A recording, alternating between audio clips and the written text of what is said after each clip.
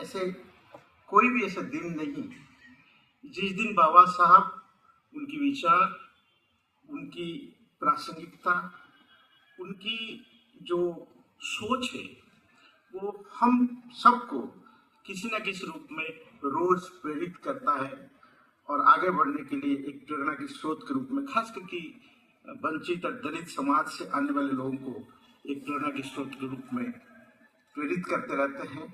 मुझे लगता है हमें जरूर बाबा साहब को रोज प्रणाम करने की आवश्यकता है, नमन करने की आवश्यकता है, उनको ध्यान करते हुए अपने दिन की शुरुआत करनी चाहिए।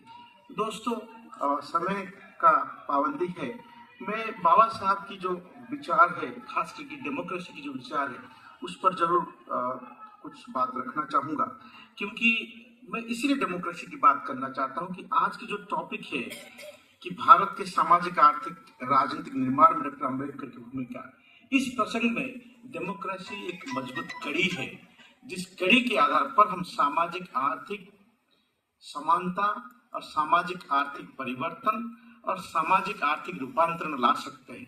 इसलिए मैं अपनी बातों को डॉक्टर अम्बेडकर की जो डेमोक्रेसी की विचार है उस पर रखूंगा। Doctor Ambedkar says democracy is not a form of government but a form of social organizations. What does it mean when Dr. Ambedkar says that it's a kind of social organizations? It means democracy has essentially the principle of bringing revolutionary change in society. What does it mean that it can bring revolutionary changes in society? Means it can bring change in economic and social life of the people. So democracy is the means to bring change in economic and social life of the people, and that too without any bloodshed. Therefore, Dr. Ambedkar says that democracy is a kind of social organizations, and Dr. Ambedkar very specifically talks about certain conditions to lay the foundation of democracy. What are the conditions Dr. Ambedkar is talking about? First, he said there should not be a glaring inequality in society. If you are thinking about the democratic society, then we have to think about the glaring inequality existing in society. Unless until you do away with this glaring inequality which is existing in society, then democracy may not be possible or democracy may not bring desired result. So the first condition what Dr. Ambedkar is arguing is about the glaring inequality in society. Privilege for certain class and certain caste needs to do away with. It's the first condition of democracy, what Dr. Ambedkar is arguing. Secondly, the existence of oppositions. So, for a better democracy, you need to have a very strong opposition. Of course, what is strong opposition means? Opposition can give you a framework to talk about what is better for the nation and state. And in that particular context, he said the role of opposition is very, very important, and that can strengthen democracy. So opposition strengthen democracy, but opposition doesn't mean that it would stand still the process of democratization. Opposition certainly reveals the new aspects, the challenging aspects of the government. The third condition, what Dr. Ambedkar is trying to say, equality in law and administrations. So equality before law, of course, it is there, but if you look at society, to what extent equality we have achieved, and whether, of course, it is only a saying that there is no any kind of distinction on the basis of caste, age, and sex as far as law is concerned. But we have to think about it in a larger context, whether this law, there is no discriminations. Of course, there is no any kind of barriers to attain law. But the socio-economic condition of the people needs to be looked into it when we are talking about equality before law. And law, I think I all the time argue that law brings social change, and law is a kind of social engineering. So through law and engineering, I think we can strengthen democracy. That is the important aspect that Ambedkar is trying to argue. Thirdly, he said that observance of constitutional morality, which is a very important point if you talk about Dr. Ambedkar and his ideas about democracy. So, constitutional morality. What is called constitutional morality? I think that is a debate pertaining to constitutional morality, which talks about that above all these aspects of democracy, constitutional morality should prevail. I think we need to fine-tune what exactly constitutional morality Dr. Ambedkar is arguing in his analysis. So constitutional morality means what the spirit of constitution talk about.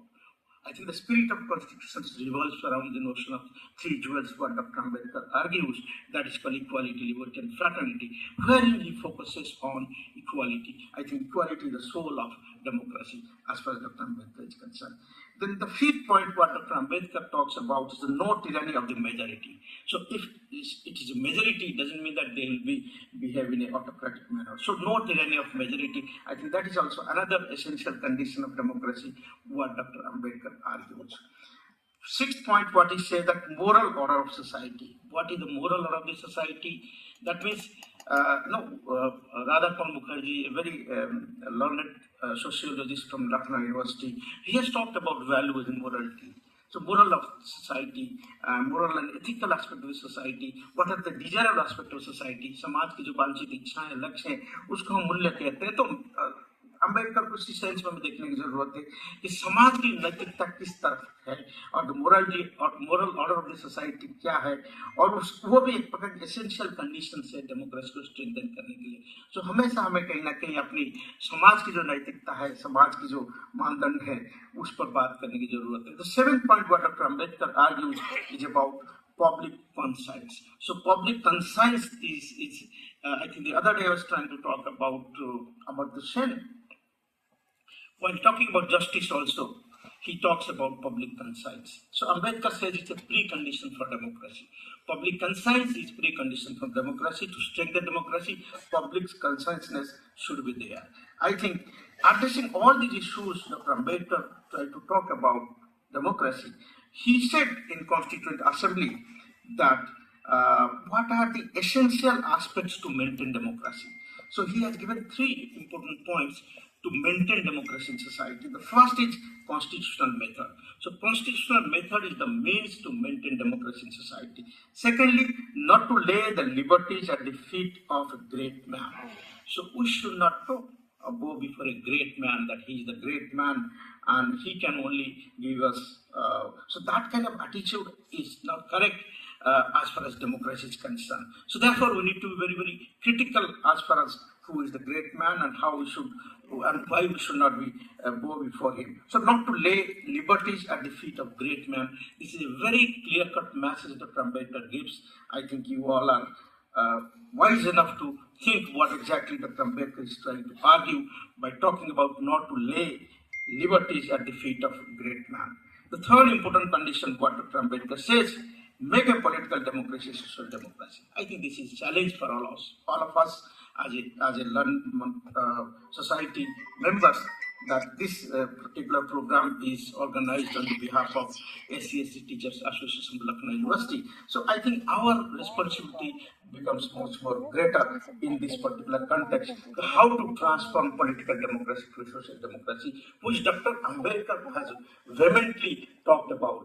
Unless until this political democracy is turned into socio-economic democracy, I think we are not in a position to build a real democracy. So therefore, political democracy needs to be transferred. I think that is the taker of all the people belonging to this particular community, those who have taken the benefits of Dr. Ambedkar's ideas and ideology, and they are leading academicians in Lucknow University. I think the entire country looks at Lucknow University and the SSC teachers of Lucknow University, that a ray of hope is there how to bring political democracy to a social democracy. Dr. Ambedkar was firmly believed that political democracy cannot be succeed without social and economic democracy. So therefore, while talking to Voice of America, he argued, I quote, democracy could not be equated with either republic or parliamentary form of government. So the roots of democracy lay not in the form of parliamentary or otherwise. A democracy is a model of associative living. So I think I argued with the first point, that is social organizations.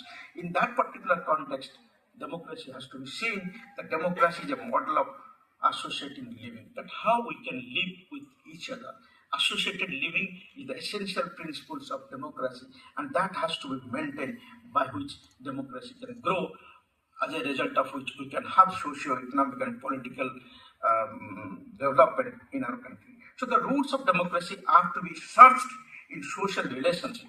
So in our social relationship, how democratic we are.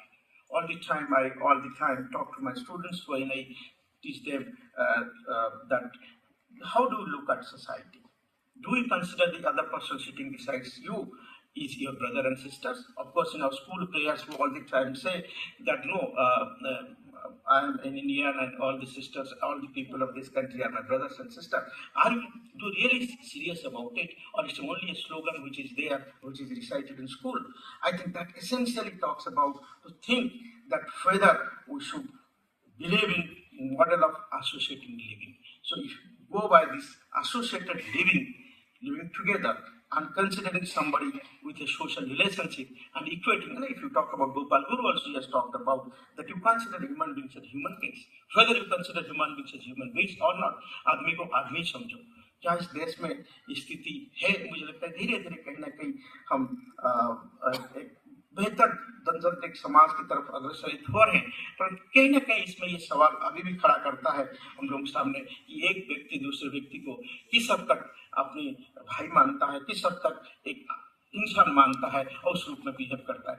इसकी बात मुझे लगता है कोई आंकड़े देने की आवश्यकता नहीं। You must be knowing about all this things कि social relationship and social living how it is being governed by many aspects of society and how caste based atrocities and caste based discriminations are still prevalent. I think here only then if you want to strengthen democracy, certainly we have to believe in associated living, means that all the people are citizens of this country.